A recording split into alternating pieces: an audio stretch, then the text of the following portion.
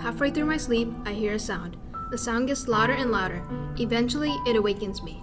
Slowly, I open my eyes and realize it's Vietnamese music, the language that flows within me, the language I utter from my mouth daily. However, the sound of it makes my blood boil. Every day, I grow to loathe it more.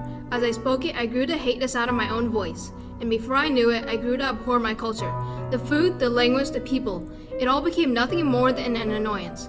I did not want to be a part of it. I wanted to remove the blood from my veins that made me Vietnamese. I did not want to identify myself as Vietnamese. Whenever someone asked me where I am from, I stated that I'm American. American I am and American I will be, forever.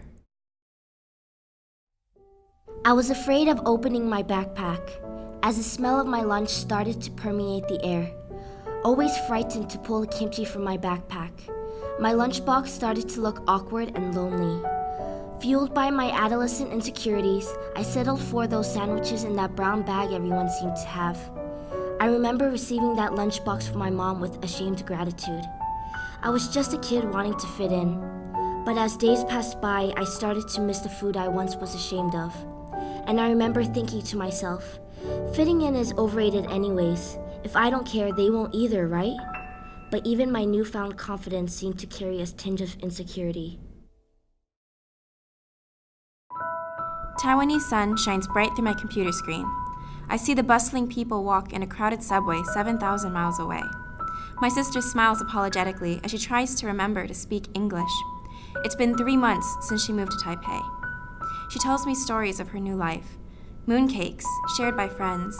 Beautiful temples filled with wonder.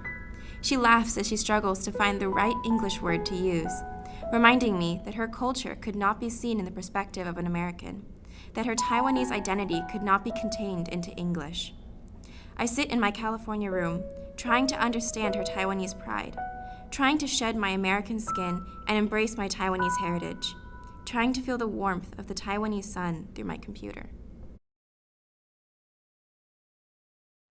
Captivated by the television, waiting patiently for the program she loves. Fascinated for an hour by the man with the fro. Painting clouds that breathe, she asks her mom, "Can I have art lessons?" Pastel, oil, watercolor. Gouache, acrylic, poster color. Graphite, charcoal, color pencils. The little girl grows into a young lady who is on top of her world. Erasing and going over mistakes, spending all the time in the world. Showing progress since the age of 4, she paints her soul onto the canvas. What about Chinese painting? Fascinated, she is immediately pulled in.